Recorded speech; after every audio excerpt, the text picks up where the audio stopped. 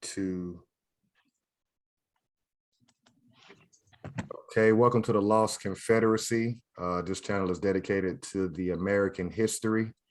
We are in week 9. Is that correct? It's 8. Okay, yeah. We're in week 8, and we're going to go ahead and start off with the 12 steps of recovery, and that's going to be read by Chief Quietwater. Alrighty. So step number 1, learn about the estate or estates your family originated from. 2, who established that estate. 3, what nation and confederacy had jurisdiction over that area prior to the European. 4, ask all nonprofit organizations you attend what's your position on reparations.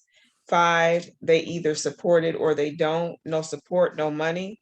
However, if they support it, then immediately children and adults need weekly classes free of charge about steps 1, 2, and 3, and field trips to ADOS landmarks in that city, county, and state. Number 6, don't support European holidays for the remainder of the 13-week time frame.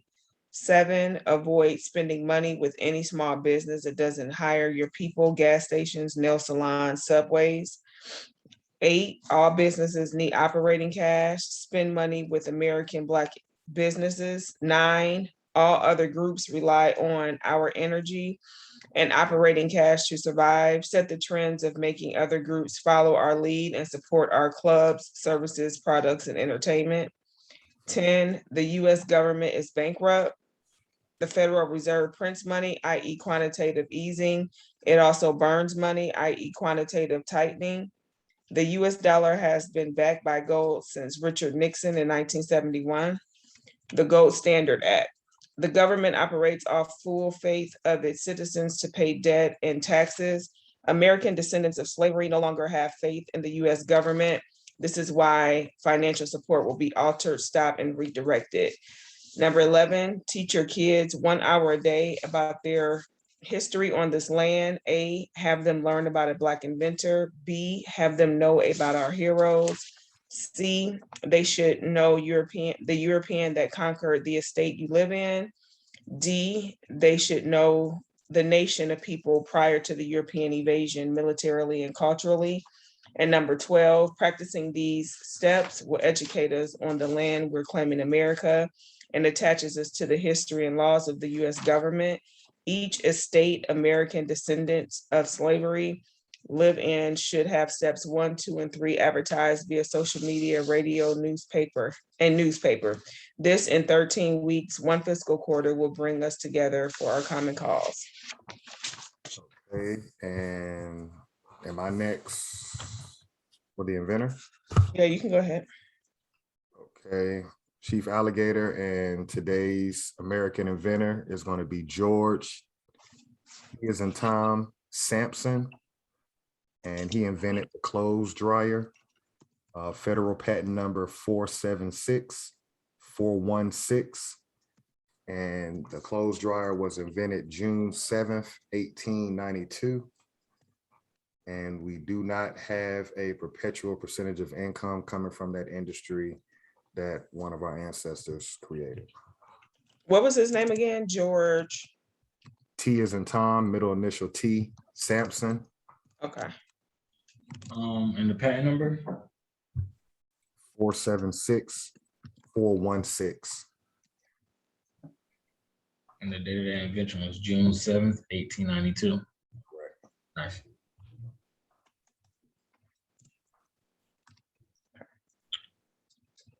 So we're going to do the Dr. Carter G. Woodson quote. Okay. So I'm going to do quote number 8. In the church where we have freedom and independence, we must get rid of preachers who are not prepared to help the people whom they exploit. The public must refuse to support men of this type. Ministers who are the creators of the old education system must be awakened. And if this is impossible, they must be dethroned. Those who keep the people in ignorance and play upon their emotions must be exiled. The people have never been taught what religion is, for most of the preachers find it easier to stimulate the superstition which develops in the unenlightened mind. Religion in such hands then becomes something with which you take advantage of weak people. Why try to enlighten the people in such matters with superstition serves when superstition serves just as well for exploitation. Sorry, y'all. And we have Chief Black doing the 5 maroon points. Yes, sir. All right. So 5 maroon historical points. Number 1 was a person escaping slavery, seeking freedom, or breaking the law. Number 2, providing unity and a strong defense came first. Number 3, maroon leaders were first and foremost military leaders. Number 4, maroon established guerrilla warfare, planting sharp sticks in thick grass. 5, maroons knew the European enemy's language, defense, and plans. Okay, thank you for everybody that read. I'm gonna go ahead and share this screen so we can get right into it. Let's see. Share.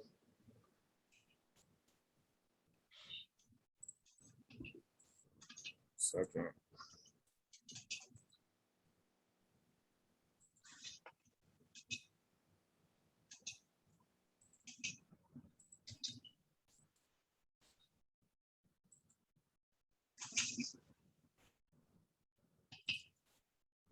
Out of it. All right, one of y'all want to try to pull up the Indian Removal Act. Looks like my screen sharing is having an issue real quick. Can you drop the link in the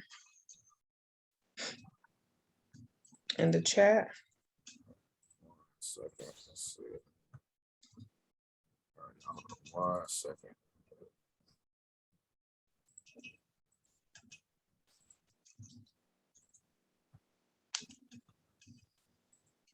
A little difficulty, no problem. All right, that's one of the links. So if I click on it, it should show. It'll pull it up on your end and then you'll be able to share it. Let's see. Okay, so I have it pulled up. Okay, so we stopped reading on page 2. So everybody's not going to be able to see it then, right? Yeah, everybody should be able to, you can share your screen. You should be able to share your screen. I'm not sure what's. Okay, let me see. Oh, okay, I got it here.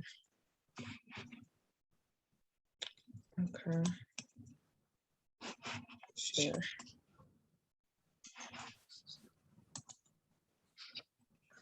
Wait a minute. So I've never done this. Hold on. Can you guys see everything?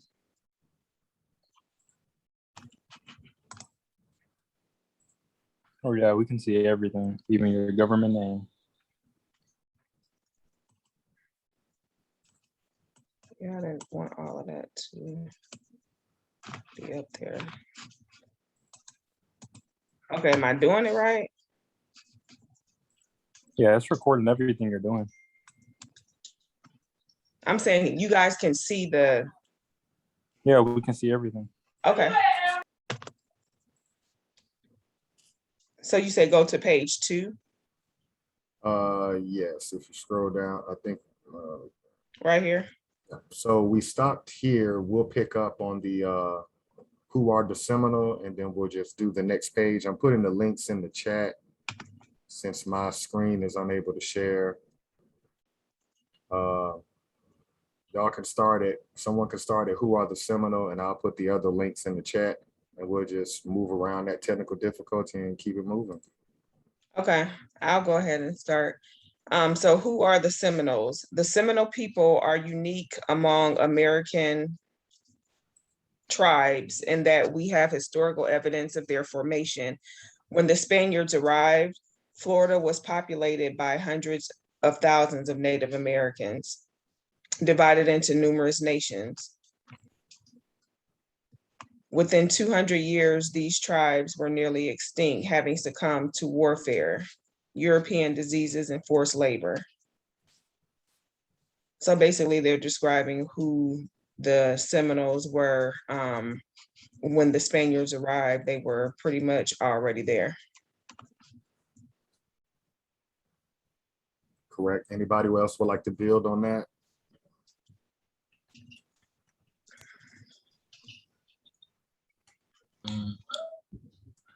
Pretty straightforward. It's pretty specific that it says European disease too. Mhm. Okay, I'll go ahead and continue. Into the void came Indians from established tribes in which is now Georgia and Alabama. Prior to the 1700s, various groups migrated to Florida for several reasons. Some were looking for new hunting grounds, others were fleeing white expansion, while still others left their homelands because of conflict within their own tribes. So this is basically kind of giving an overview. There was infighting because of everything that was going on when the Europeans did come. And basically, that's what it's saying, that there was different things that was going on with them migrating to Florida for different reasons. Anybody else would like to build on that?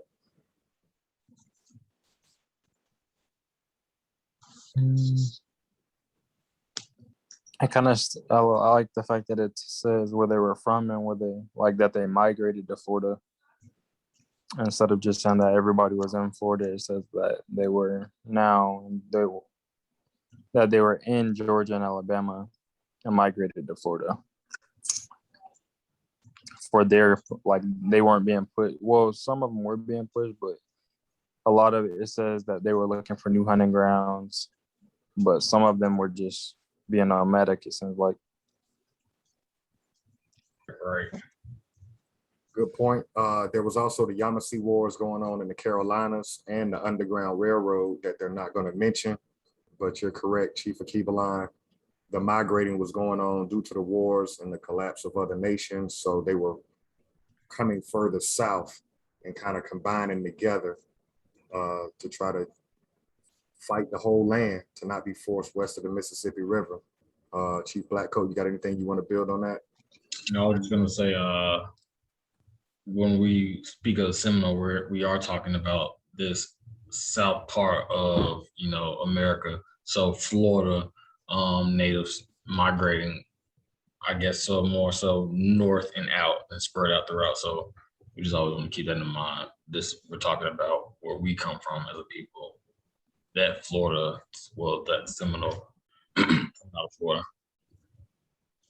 I think a lot of and I don't know anything about like the Western natives, but a lot of these Eastern nations were pretty strong, like as far as like the way that they were set up, like their strength in numbers, like even with the Iroquois and the Sioux nations, they were pretty strong up in the northern areas. And then on the southern areas, it was like the Seminoles and the Cherokees and everything. But it seems like they all had real strong ties with each other, that they could defend each other unless something like overpowered them, which happened. But you can tell that they had a real good community aspect to them. Right. Okay. Settling in different areas at various times and occasionally mixing with indigenous tribes, these groups took on separate identities and were generally divided into two linguistic groups, the Mucasuki and the Muskogee. One of the oldest and most powerful tribes was the Miccosukee, who lived in northeast of Tallahassee. Another large group lived around the Alachua Prairie. So basically, they're saying that they were broken down into two linguistic groups speaking the different languages. And I know that from what we read with our family history. A lot of the natives were part of that Muskogee language that was broken down into different, I guess, dialects within the different tribes. Correct. Yeah, we can see the two languages. I know Georgia is even Iroquoian language when I looked into that. So that was Cherokee Nation, but they spoke Iroquoian, which is referencing what Chief Akebelon said, that northeastern region, the Iroquois Confederacy. So in that Florida, Georgia area, yeah, you got the Miccosukee and the Muskogee and the Miccosukee dialect. I believe Muskogee is a county right now in the state of Georgia, correct? Yeah. So, Ohio too. really? I've seen Muskogee in several different states, to be honest with you. Tennessee, I do believe Tennessee. I do know for sure Ohio. Yeah. Okay. All right. Keep their name. That's one thing they'll do. They'll keep who came out of those areas. It's like they'll name a street or town. Like you can see which group of people and where they live. So it goes back to how they account for everything. And it's so many, it's just a lot of remnants of it now, like you said, with the counties and things like that. Is like in plain sight, people kind of just look over the fact that these are native names that things are being named after. People don't know it though. Yeah, true. The history kind of teaches it backwards or incorrect, to be more exact, because the mentality is still, we come from Africa, so we kind of forget Right. land. Right. Exactly. We think this group of people is totally extinct. Right. Okay. Other smaller bands were scattered throughout the peninsula.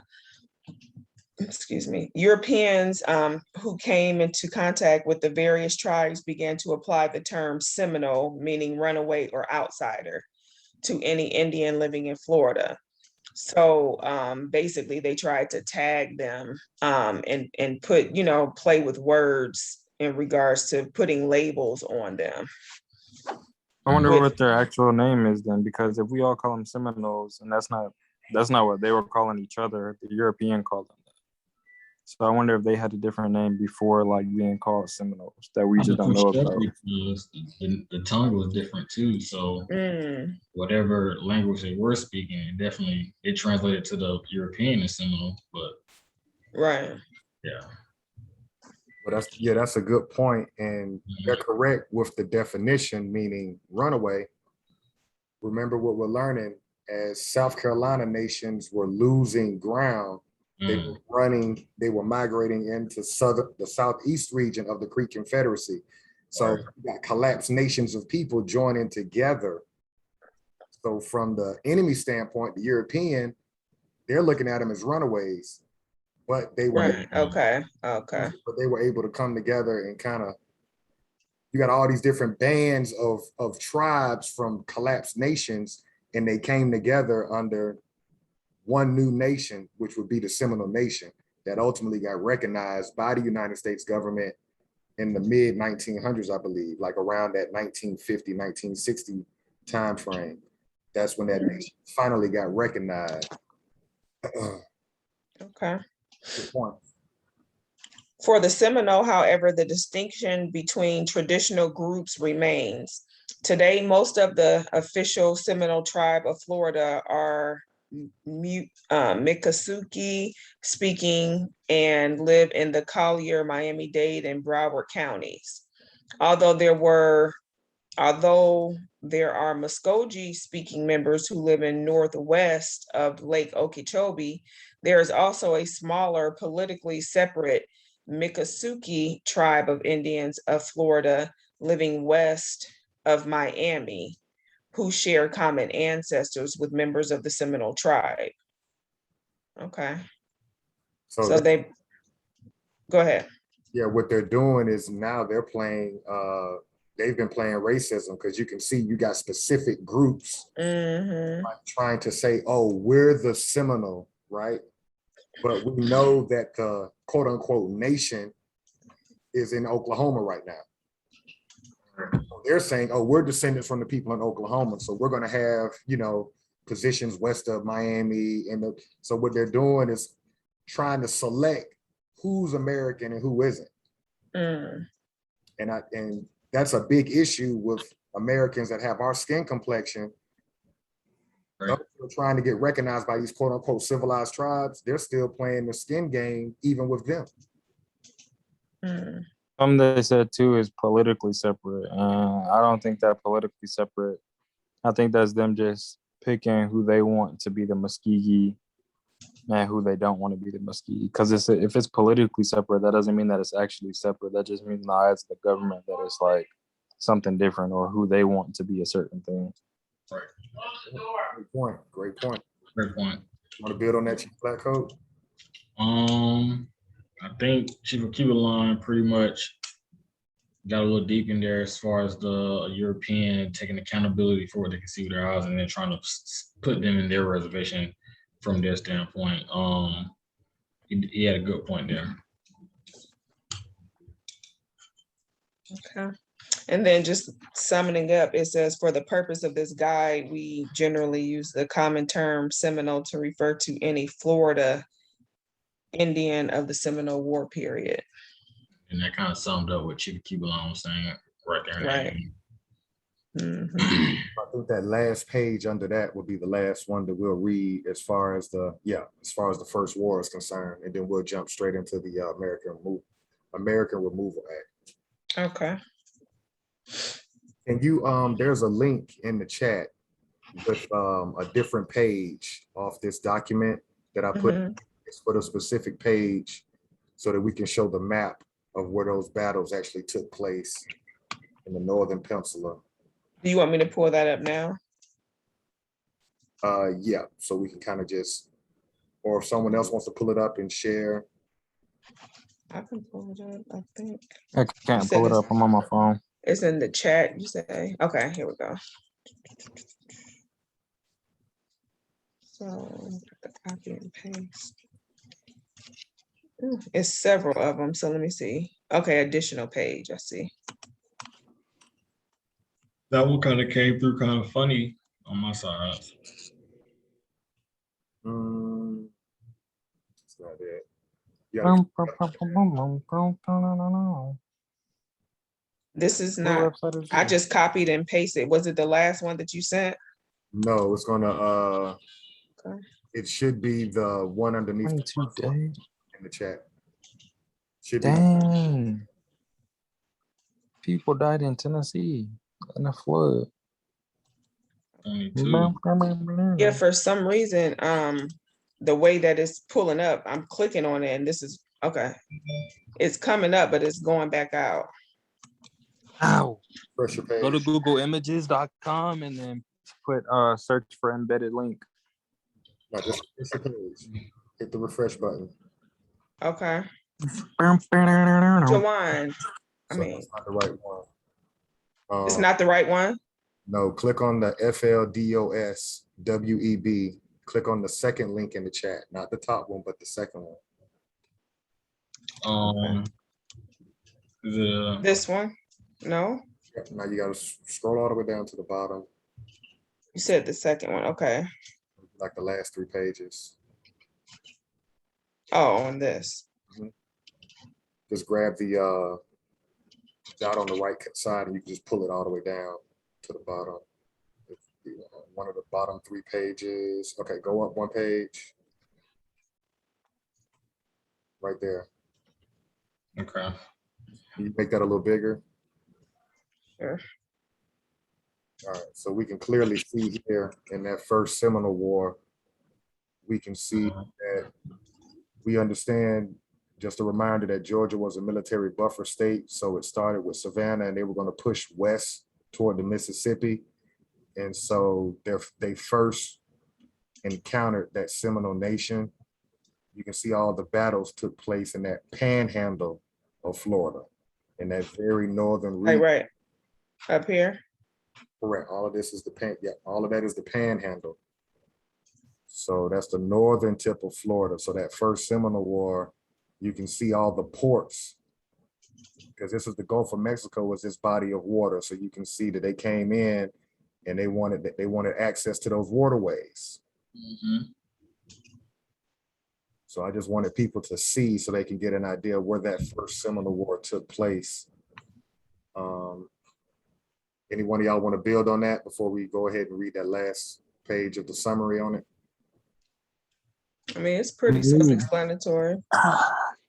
Right, To right. me, it seems like they like after they got pushed out of Georgia and Alabama, it's like they stopped them from getting to the ports. I don't know if they got to the ports or not, but it's like they stopped them right before they can reach it. And like, let's just say they're trying to make connections, and they stopped them right before they can go make a connection at the ports and everything. Because I feel like if they got to the ports, they could have probably asked for help for some people in like the islands or something like that. For sure. Yeah, European was just, establishing jurisdiction for import, export. And this map kind of shows it. Mhm. With the battles and the forts that they put in, they put it right on the waterways. If you notice the fort site, Fort Gadsden Mhm. is right on the water there. Then they got Fort Scott, more inland. And you can see the blue X marks are going to be big battles. Of course, war.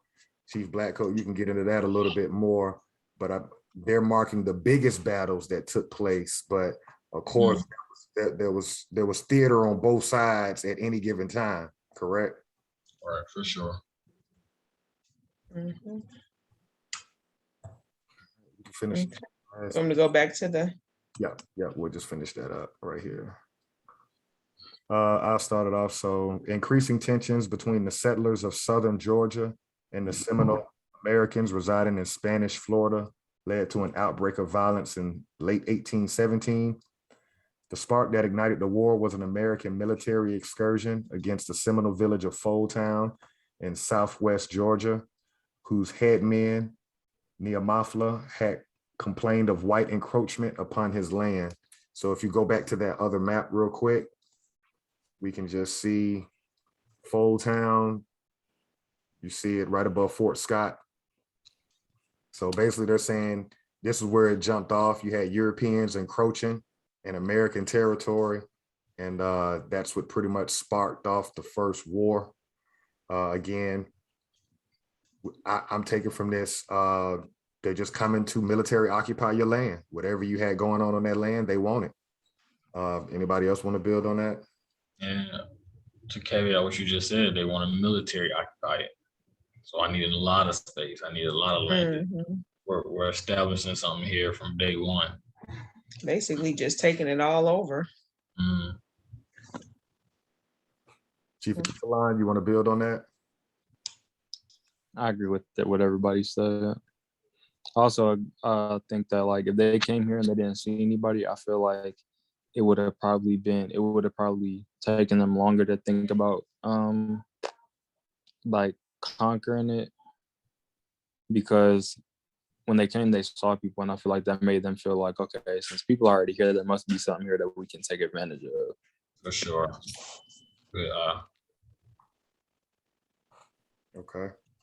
The attack on Foldtown was followed by a week later by a retaliatory ambush on a military vessel that was ascending the Apalaco River in Florida's Panhandle.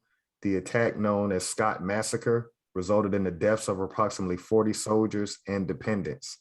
So here we're talking about trade. We can see that the Americans attacked a military vessel, right? So the military was moved, the United States government's military, which is our ancestors' enemy, was moving goods and products through the Appalachian River, and they caught them slipping, and they killed 40 of them and kids, right? They killed 40 soldiers and dependents. So that's what I got from that. Anybody want to build on that? And just to say that again, the United States military was our ancestors' enemy. Yeah. If we can kind of go over somebody's head and not catch it and understand what we're talking about right now, our ancestors and who that enemy was today. Right. You want to go down? You want to drill down a little bit on that statement? It's just you just don't want that to kind of breeze by. Today we have the United States military. You got your Air Force, Marine Corps, Navy, and then Army. So it's like just put that same corp or that same group understand this is who we're talking about when we say the United States government or the United States military was our ancestors' enemy. So it's kind of like, what are they today? Nothing has changed, basically. Right. And then you can kind of see why, your body go 100 days without giving a certain group. Who are we still that enemy to this? So just kind of like try to, clear that up. Great point. Great point. And I like how you interjected that. And that's the reality that our ancestors had military as well. And they were going against the Europeans' military, which is the US military. Right. And just to throw in what you said about Biden in the first 100 days, here we are, the quote unquote Afghanistan war is ending. And now they're bringing prisoners of war from another landmass on this landmass. And they're going to give them specific benefits. But the prisoners of war on this land, reclassified as Negro, Black, colored, Afro-American, minority, people of color, you still haven't gotten anything specific from this administration. So we're watching, but not neglect and living. Chief of Keebler, you want to be? I agree with what Black Code said about them being our ancestors' enemy. And that's why personally, I feel like the whole reparation thing, I don't necessarily agree with 100%. Because I feel like if they weren't giving people reparations back then why are we still asking for that now? It's like if somebody steals $10 million from the bank and they go into hiding and the bank calls every year like, hey, I know it's been a year, but you think we can get that money back? It's like we're still putting ourselves in the same system, asking them for something that we know we're kind of not going to get. So I feel like we have to create, like, even with this, what we're doing right now, I feel like this is a form of reparations because people didn't have the knowledge back then, and a lot of people don't have the knowledge these days. So stuff like this, I feel like is a form of reparation. Like if you have land, passing that down as a form of reparation for your family. If you have a business, passing that down as a form of reparation for your family, because it loosens the dependency on our ancestors' enemy. So I feel like, what Black Coat said, we have to realize that, and a lot of people don't realize that, but we can't fault them for that because it was a point in time when us and the people that we listen to and the people that are leaders in our community as well didn't know the same stuff that we know now. So I just feel like it takes time, but I feel like eventually everybody will get there. So let me ask you a question on that, Chief of Keebler, because that was a great, powerful thing you said. When you said you feel like reparations is a waste of time, so are you saying that like everything that we've created that the European benefits off of, us as a group should just let them have that? Or are you saying you just don't believe we can create our own nation again and then to the government? No, I don't believe that. Like I feel like we should still, of course, get our I still definitely feel like we should get our, like, be paid back for the things that we contributed, but I also feel like us continuously, specifically, let's just say specifically for the money aspect, right? On the money aspect, it's like we see that they're not giving us money, and in a sense you can say that, oh, the stimulus is money, but at the same time I feel like that was just a way for them to get a whole bunch of money out of the system. Like I think it's quantitative tightening or easing, one of those. But I feel like it, give me a second so I can make sure I'm saying this correct. I feel like that we need to have the knowledge first to know how to not be taken advantage of, because I feel like back then we had a lot of things, but it was easy for them to infiltrate. It was easy for them to find a way, like find cracks, just like how there were snitches during the slave times. I feel like we need to figure out how to build something that's a lot more tight knit to where we don't have to,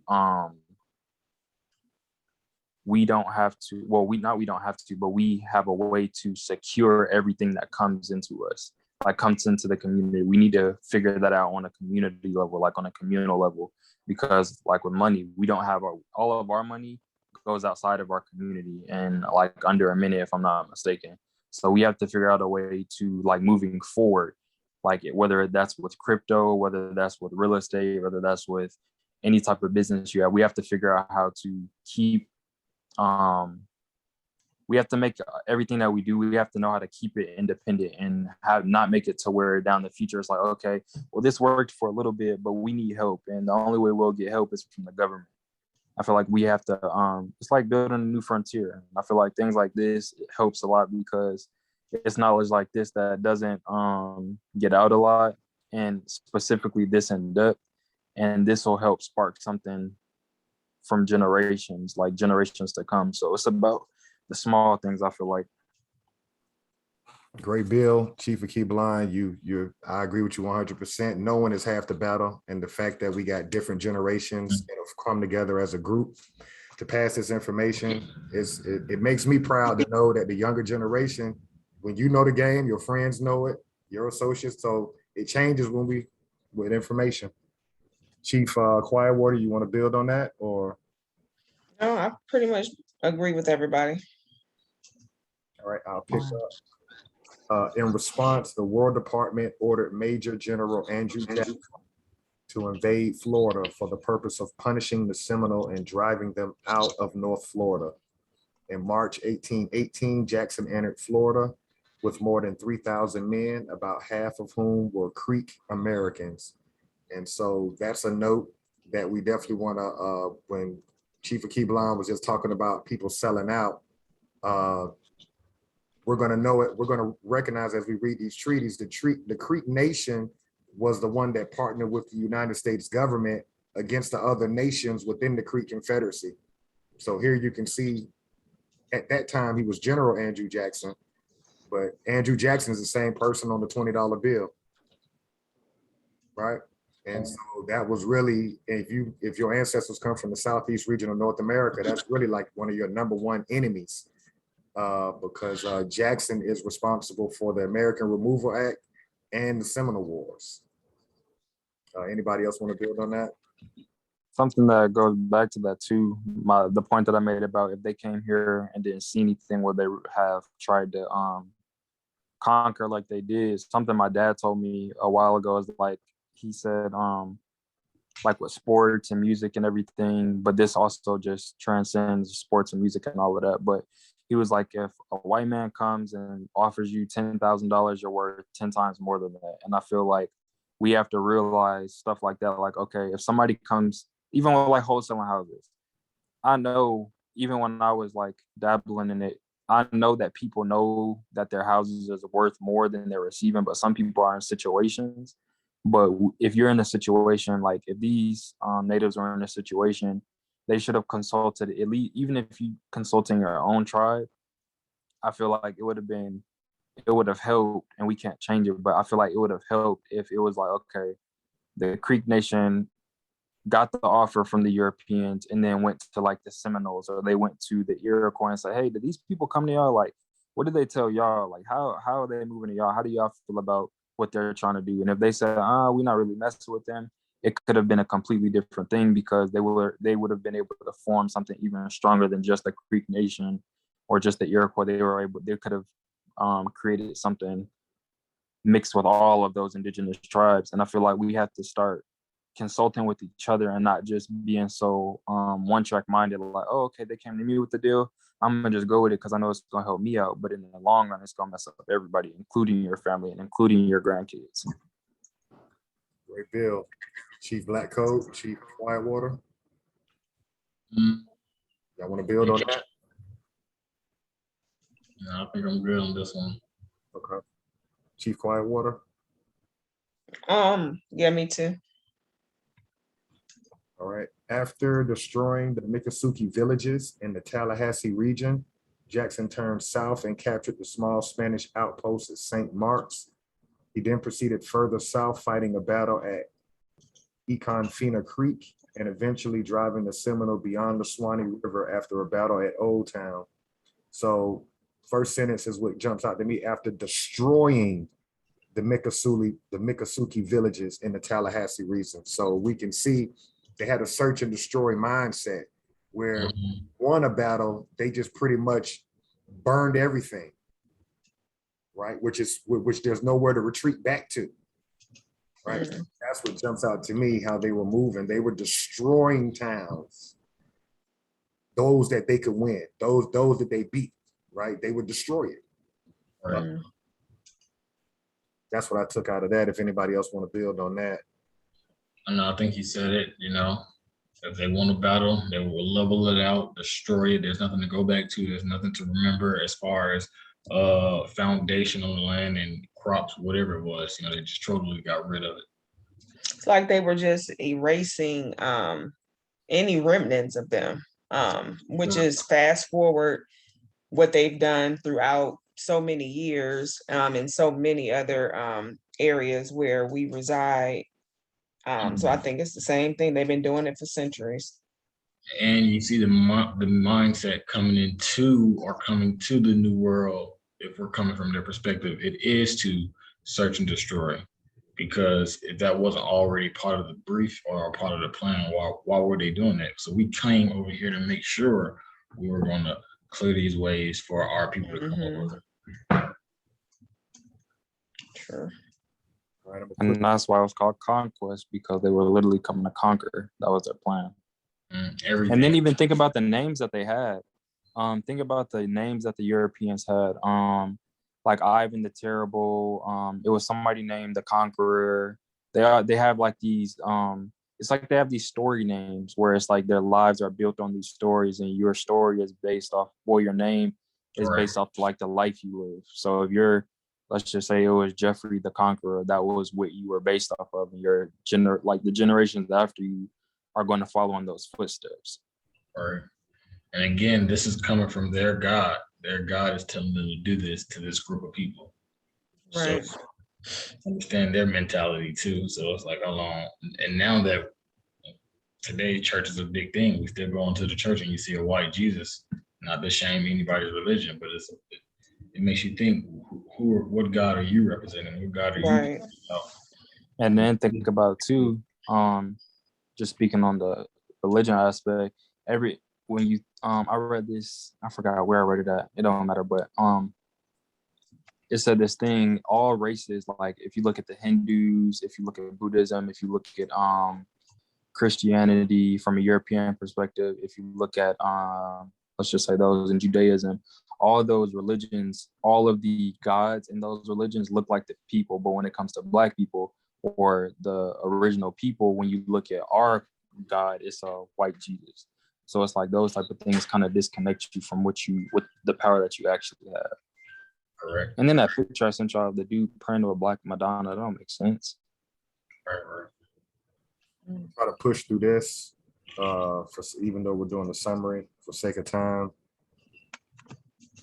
He also ordered the hanging of two influential American leaders, Hillis and Hadjo, and Hamathli Miko, Sir. who has been lured out to an American warship flying a British Union Jack. The war against the Seminole may have been over, but the invasion was not, claiming the Spaniards were offering sanctuary to the Americans and supplying them with arms. Jackson exceeded his orders by traveling over 100 miles to the west to attack and capture Pensacola, the capital of Spanish West Florida. Leaving the army in possession of the city, Jackson returned to Tennessee. The general's actions caused considerable diplomatic problems with Spain and England and led to lengthy debates in Congress concerning the power of the military and the president. In 1819, at the lengthy talks that did not include Seminole representatives, Spain agreed to cede Florida to the United States. When the territory changed hands in 1821, Andrew Jackson was appointed its first governor. So it's a lot there. I'm gonna slow it down because we're working, but it's a lot here. Number one, Jackson exceeded his orders by traveling over 100 miles west to attack and capture Pensacola. So Congress never declared war in the first place. So this is an illegitimate war, but you got military operations going on. Pensacola was the first capital of Florida. There's another history note for you. Tallahassee is the capital now, right? Which is an indigenous name, Tallahassee. But that's just a good note that it was Pensacola when it was under Spain, when Spain was military occupying it. Pensacola was the capital, where it says Jackson exceeded his orders by traveling over 100 miles to the west to attack and capture Pensacola, the capital of Spanish West Florida. So there's a lot in there, but we can see Andrew Jackson sends his warlords in there, occupy land, and then he turns around and becomes the governor of the land under the United States government. Militarily. Then he came as a politician. Okay. See that? I feel like this is probably when they started. Well, I mean, this is after 1776. I feel like this is when they started to, if I'm not mistaken, this is probably when they started to think about like doing checks and balances. Because if he went and did this and it said there were diplomatic problems, they probably were like, why would you, like, you didn't come to us about this, you started an illegitimate war. They probably, in that meeting that they had, and since it didn't include the Seminole representatives, like I said, they probably came together like, okay, if you're gonna do this, we need an actual game plan. And that's probably when they started thinking about how to continue what Andrew Jackson had started, like the little go on and just taking over and basically lawnmowing over the natives and taking their land. Good point. I'll just add in one more thing. Jackson was the general. Duval was a key player because Duval signed that treaty. Jackson didn't sign the treaty. So we already know that the military did this treaty on their own. It was under Andrew Jackson as the general. It was a war.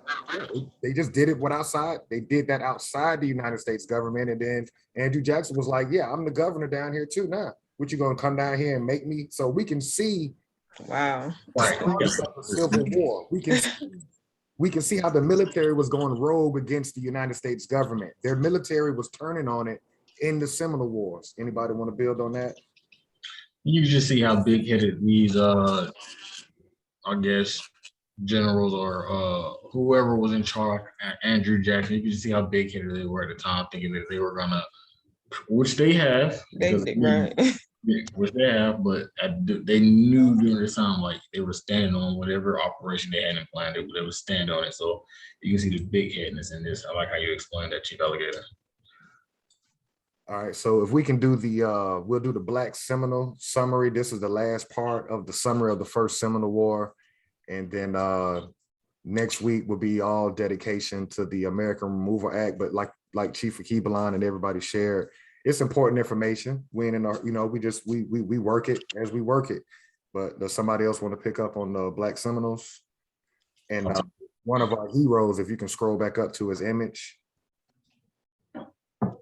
Abraham, Black Seminole interpreter and war leader from 1836 to 1840. I wonder if that was his name or the name they gave. What name? One of y'all want to read that little caption right there? Wait, what name? Abraham. Right here, Abraham. I'll read it. More than any other Indian conflict, the Seminole Wars were strongly influenced by the issue of slavery. For over a century, Blacks held in bondage in Georgia and the Carolinas had fled to freedom in Spanish Florida. Many joined the Seminole and some became influential leaders. They often resided in their own villages close to Indian settlements and developed their own culture with a mix of Native, African, and American influences. Although numerous Blacks lived voluntarily among the Seminole, many were actually purchased slaves. Their plantation experience made them skilled farmers, which yielded profits to their owners, who could sell the slaves surplus produce. Yet Seminole slaves were treated much like any other tribal member, and for most of them, it was as close to freedom as they could hope to get. It seems like they're just comparing this to slavery, to be honest, and kind of trying to differentiate the two. It seems like the same to me. what stood, I'm gonna point this part out, they often resided in their own villages close to Indian settlements and developed their own culture with a mix of Indian, African, and American influences. So we're gonna take away the African part. We're gonna zoom in on that Indian and American influences. Just wordplay.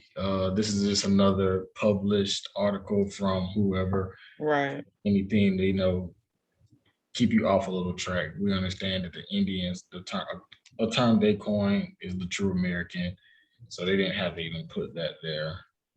Is this out of a textbook? Most likely, No. This comes off the Florida Seminoles website. right? So both of y'all are correct. This whole little paragraph is really a lie because we've already read the treaty and we knew that the Americans did a deal with the military to till the land. Right. I just asked that because it looks like it's set up like a textbook too. Yeah, that didn't exist in the supreme law of the land. There was nothing about.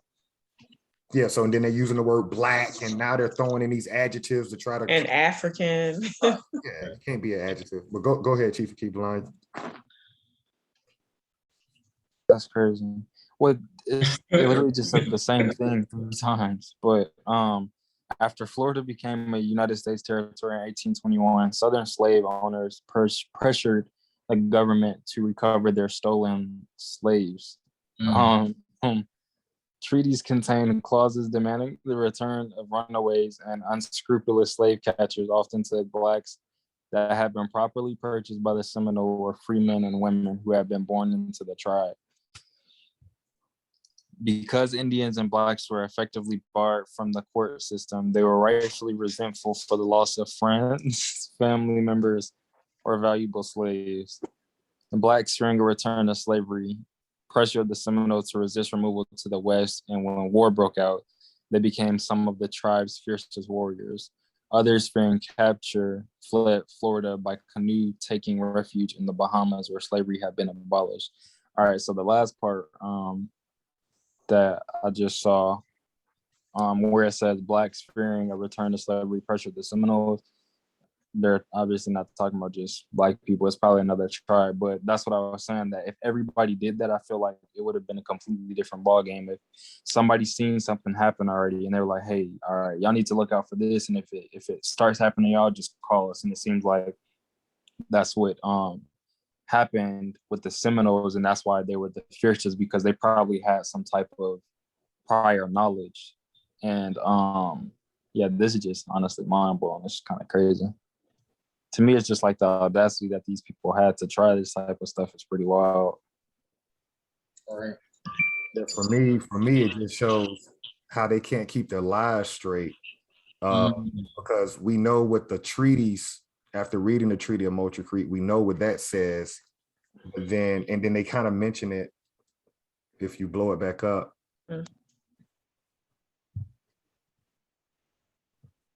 In that last paragraph you read where it said Southern slave owners pressured the government to recover their stolen slaves, which are really prisoners of war, right? Treaties contain clauses demanding the return of runaways. We know there was clauses, right, in those treaties. And unscrupulous slave unscrupulous slave catchers often took quote unquote blacks that had been properly purchased by the Seminole or free men and women who had been born into the tribe. So basically all of that is just a big lie. Slave catchers were going into those nations and tribes and kidnapping people and taking them on the plantations, because again, they were the ones that knew how to work the land. So they can't even keep their lives straight right now, trying to say black and this and that. No. The crazy thing is too, though, like even in today's time, I wouldn't even, well, no, you can't say that. Like today with like when the Jeffrey Epstein thing happened and they were literally taking little girls and just women in general and having them work as sex slaves. It's literally them kidnapping people. It's like the same exact thing over and over. And this stuff isn't funny, but it's just like the audacity of this stuff is just like crazy, that they really, like the fact that they said that you can properly purchase someone. Right. That's like if you go to the store and you buy a human, it's like, you didn't really do that right. Come back and buy him like on the auction or something. That's just crazy to me. Right. And the lie, the logic in their lie, the logic doesn't coincide with their lie, because you can't bring people from another landmass or another state on this, not state, another territory in America and expect them to till the land. So we know that you were kidnapping people that you put on reservations, Right, taking them back to your plantation, right. already working on similar land. So here they can't keep their lie straight. Mm-hmm. Want to build on that, Chief Quietwater, Chief Blackcoat? No, that's right. It just sounds like just a lot of double talking and it just doesn't make logical sense, basically. It's the talk of the snake, because the snake's tongue is like this and they speak two ways. Mm-hmm. Yeah, they're just trying to pretty much lie, and when you lie so much, the truth still is inside the lie, because now you're just all over the place with it. But again, they feel like they can do that. Why? Because they have a military. So we can get sloppy with the literature and the language, because we really don't know who's who at this point. We come from all over, whatever. But as far as that piece, aside from the literature, they stand and they put all this crap out, because it's like, who's gonna actually debate me in this, and who's gonna, if we don't know who's gonna actually teach me or tell me who you guys are, if we're thinking we're, Negro or Afro-American or whatever today, Pan-Africanist, whoever. I'm gonna add one Also more too, and hopefully we can add this link in the description so people can go to this heritage website for the state of Florida, but also look at it from the American standpoint that's recognized as Seminole right now. This is their document. So again, they're trying to call us Black because they don't want us to reclaim our bloodline. So you got to look at it how this document's coming from their entity. So remember, they sold us out. Our family splits during the American Removal Act. So those that went west of the Mississippi to Oklahoma, they act as if everybody went from the Southeast. Right. That's the lie they're living right now. When you go to their websites, and we'll do that next week, when you read each one of their websites for those 5 civilized nations, they're all saying that everybody went west of the Mississippi. Well, if everybody went west, who were the people fighting in the Second and Third Seminole War? Come on, make it make. Yeah. Did they confuse themselves when they started calling themselves Indians and then got real confused? How many of y'all know this position? But that's not what happened. Yeah, they're finding our ancestors. The ones that was like, nah.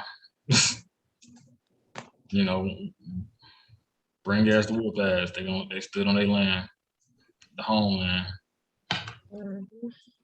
So if we can put that link in there. Chief of Keybline, you had something else you wanted to build on? I was about to say something and I don't remember. I don't remember. Quiet water. Oh, I'm good. Mom, I think we had a good meeting. stop sharing your screen. Oh, Next week, I can do the steps. I'll do the Inventor. okay. Anybody? I'll do the you said you'll do the steps? No. Yeah. Inventor, Black Code. Okay. And I'll do another one of the Dr. Woodson quotes. I won't be here. I'll be working. Okay. I'll do the maroon points. We're still recording too. Okay. I'll do the maroon points, and Chief Biko hopefully will be back next week. He has some business to take care of. So the MC, aka Master of Ceremony, he was he wasn't able to be here today. But yeah, we'll spend 1 full hour next week on the American Removal Act. We just finished up the summary.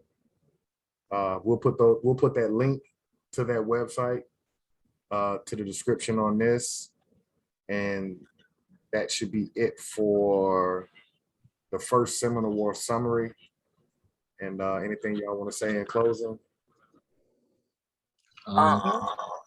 Very good, Wes. Yeah, another good week, another week in the books. Chief keep a line. You got truth out there. Everybody keep learning that's watching this video. What Mm, do you say? Learn wherever you can, learn however much you can. Just keep learning.